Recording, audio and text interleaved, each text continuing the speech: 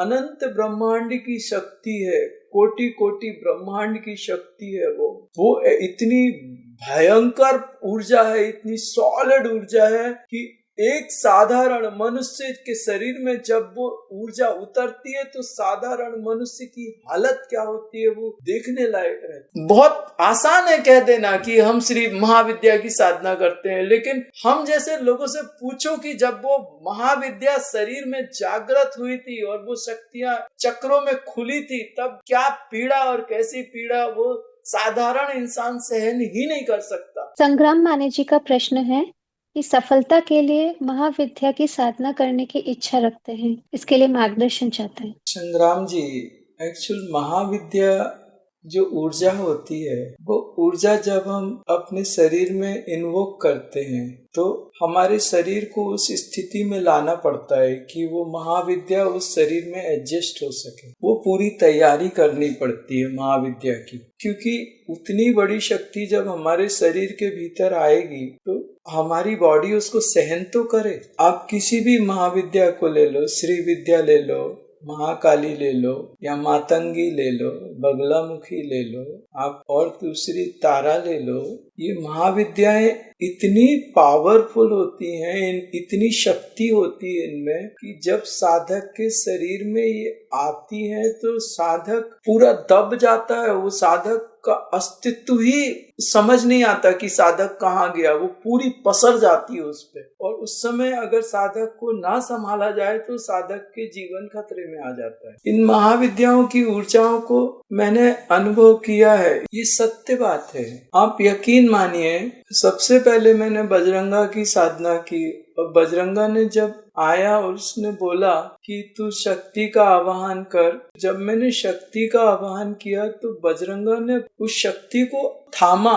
उसके बाद मेरी ऐसी हालत थी, भार उसने बजरंगा ने संभाल लिया। उसके बाद मेरा जो शरीर टूटा है ना, तो सालों साल तक मेरे शरीर ने खड़ा नहीं हो पाया। कई साल तक मेरी हालत बुरी रही, मरे जैसा हो गया मैं, जबकि बजरंगा उस शक्ति को पूरा धारण कर रहा था। मेरे ऊपर वजन आने ही नहीं दिया उसने, पूरा का पूरा उसने शक्ति का भार वहन किया। उसके बाद मेरा शरीर सालों साल तक इतनी भयानक पीड़ा ना, मरे से हजारों गुनी ज्यादा पीड़ा, मृत्यु से हजारों गुनी ज्यादा पीड़ा सही है मैंने। आप जो बोल रहे हैं उसका अर्थ समझिए कि आप क्या मांग रहे हैं। ये जो लोग मार्केट में बोलते हैं ना, महामृत्युंजय, बगलामुखी, ये मुखी, वो मुखी, ये सिर्फ बातें हैं। वो ब्रह्मांड की, अनंत ब्रह्मांड की शक्ति है, कोटि कोटि ब्रह्मांड की शक्ति है। वो इतनी भयंकर ऊर्जा है, इतनी सॉलिड ऊर्जा है कि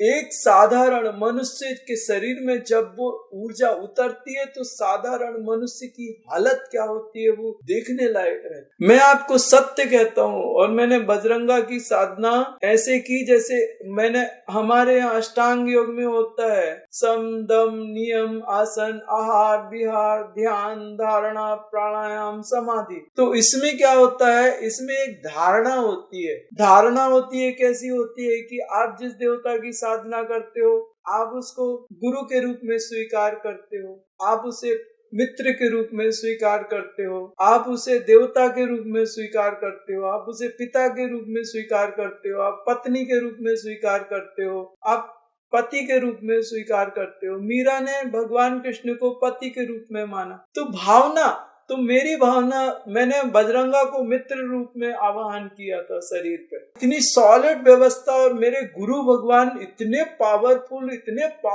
हैं कि मैं क्या बोलूं आपको। इतनी प्रचंड शक्तियां मेरे साथ होने के बाद जब वो शक्ति उतरी तो सालों साल तक मेरा शरीर उठ नहीं पाया। बजरंगा की साधना के बाद ये बॉडी ऐसी स्टील के जैसी हो गई थी, और शक्ति के आवाहन के बाद में इसमें से आत्मा निकलने को फड़फड़ाती। मैं आपको सिर्फ एक चीज गंभीरता से समझाना चाहता हूं कि क्या आप उस एनर्जी को, अगर आ भी गई तो क्या आप संभाल पाएंगे, या उस एनर्जी को संभालने के लिए, जैसे मैंने बजरंगा को पहले और गुरु भगवान को साथ में रखा, उसने वजन संभाला, उसके बाद में जिंदा बच पाया। मैं व्यवस्थाएं रखनी आवश्यक है कि नहीं, नहीं तो हमारी जिंदगी के ऊपर खतरा कितना है।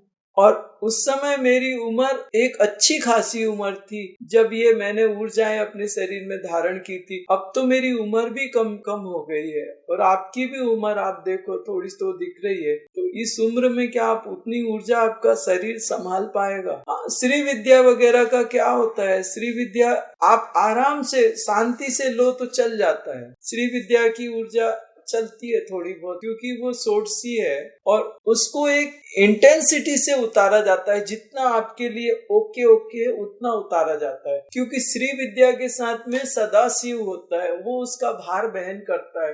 वो साधक के ऊपर डायरेक्ट भार नहीं आता। श्री विद्या का भार सदाशिव पूरा अपने ऊपर ले लेता है। सच में बताऊं संग्राम सर कि जब वो शक्ति उतरी थी तो ऐसा लगता था जैसे ये सर बारीक बारीक टुकड़े होके ब्लास्ट हो जाएगा। पूरे शरीर में मौत से कई गुना ज्यादा दर्द था और वो 1-2 दिन नहीं सालों साल रहा। मैं उसको भगवती को प्रार्थना करता था, भगवती शांत और मैं जितनी प्रार्थना करता था वो उतनी ज्यादा खोलती थी और शरीर में भयानक, रातों को नींद नहीं, कितने रातों नहीं सोया मैं। खाना नहीं खा सकता था, खाना खाता था पूरा शरीर बाहर फेंक देता था, वॉमिट होती थी। खाना तो छोड़िए, आप प्यास लगी होती थी, मैं पानी नहीं पी सकता था, पानी पीता था पानी बाहर फेंक देती थी। वो इतनी उग्र थी। वो 4 साल में थोड़ी शांत हुई। वो 4 साल के कुछ लगे, पूरी शांत नहीं हुई, 4 साल में शांत हुई। बहुत आसान है कह देना कि हम श्री महाविद्या की साधना करते हैं, लेकिन हम जैसे लोगों से पूछो कि जब वो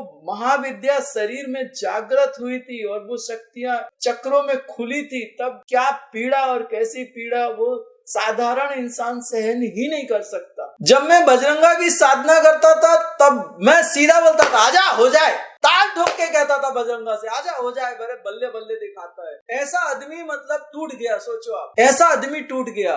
शक्ति का महाविद्या जब शरीर में आई तो मौत के जैसे बिछ गया। वो क्या सामर्थ्य होगी मेरी। जब मैं बजरंगा की साधना के समय सिद्ध नहीं हुआ था तब भी मैं उसको ताल ठोकता था। मैं कैसी स्थिति का साधक हूँ आप सोचो। एक साधारण इंसान ताल नहीं ठोक सकता देवता के साथ। इंटरनेट की बातें इंटरनेट की है, जो शरीर पे जो गुजरती है ना साधक के, जो सत्य घटनाएं होती है ना, उसमें बहुत अंतर होता है। इसलिए हर चीज को गंभीरता से सोचिए कि उसकी ऊर्जा कितनी है। मैं फिर से कहता हाँ, श्री विद्या तक तो मैनेजेबल है क्योंकि सदाशिव है, वो शांत होता है और सारी ऊर्जा को वो ले लेता है, अपने ऊपर ले लेता है।